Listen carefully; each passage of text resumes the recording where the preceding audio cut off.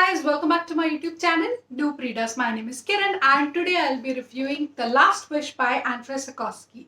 Now, I would like to keep this review as a non-spoiler one because I want you guys to go and read this book because I had an amazing time reading it. I rated this book as 3 stars. Now, why I didn't rate it as 4 or 5 stars? Because there were some parts that I did not like, and if they were not in the stories, I would have loved it even more. Now, this is a collection of short stories. We have total 7 short stories, and out of them, there are 2 that are my favorite. The Voice of Reason is basically whatever that's happening in the present, and it is divided into multiple chapters, and between those chapters, we see whatever that's happening to Geralt in the past. So that's how we have all these different short stories. Now, who is Geralt? Geralt is basically the main protagonist of this fantasy series, and he is a witcher.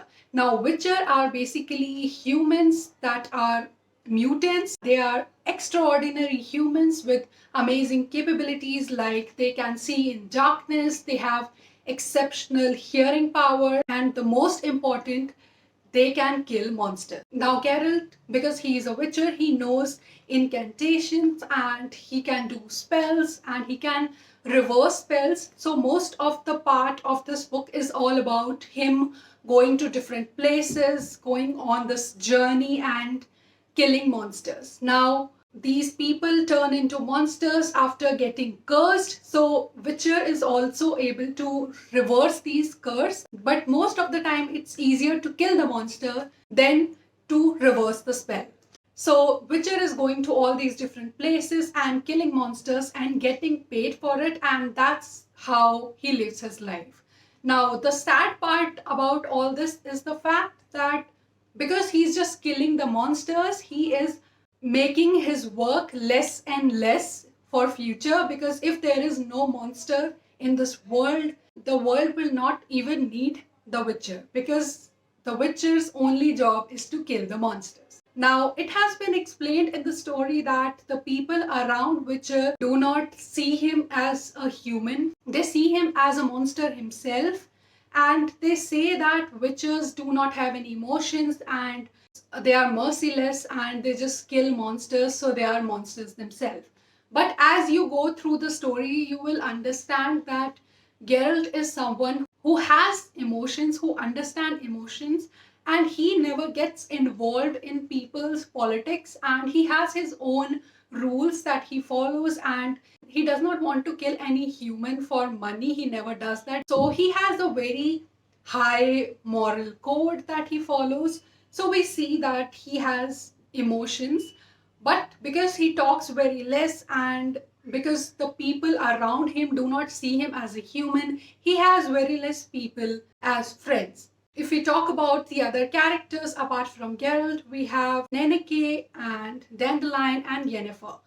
Nenneke is basically a priestess, and she is basically the head of this temple where Geralt is staying after getting injured, so he's just recuperating in this place. And Nenneke is basically someone who is a friend of Geralt, and she is just trying to take care of him. Now, apart from Nenneke, we have the Dandelion, who is a friend of Geralt as well. Now, Dandelion is a poet as well as a singer. Now, he is the one who's actually responsible for the comic relief in the entire book, because he is really hilarious. You will love his character, and I totally understand why people love his character so much, because he is the only one who does stupid things, and then Geralt and Dandelion both get into trouble because of Dandelion himself. Yeah, so apart from Dandelion, there is other character called Yennefer. Now, Yennefer is a very powerful sorcerer and she can do magic. And because we meet her in the end of this book, we do not know anything about her background. But if you have seen the Netflix show, you know about the background. Now, Yennefer is basically the love interest of Geralt in the story. I was expecting that we will get to see Ciri as well, but we don't see that, but we get to know how Ciri and Geralt are bonded together with the destiny, how that happened. That is in one of the short stories when Geralt goes to Sintra, and then with the help of the law of surprise, he gets this child basically, and the child we all know has to be Siri. A lot of short stories are basically the retellings of the fairy tales that are very famous. Now, one or two are so common that anyone can pick up. The first one can be when Geralt goes to this mansion and he meets this person who has the appearance of a beast, which is basically the Beauty and the Beast retelling. Then the other, we see Geralt meeting this female monster, and she has the stepmother who wants to kill her, and then she goes and lives with dwarfs, and you can tell that it's a Snow White retelling.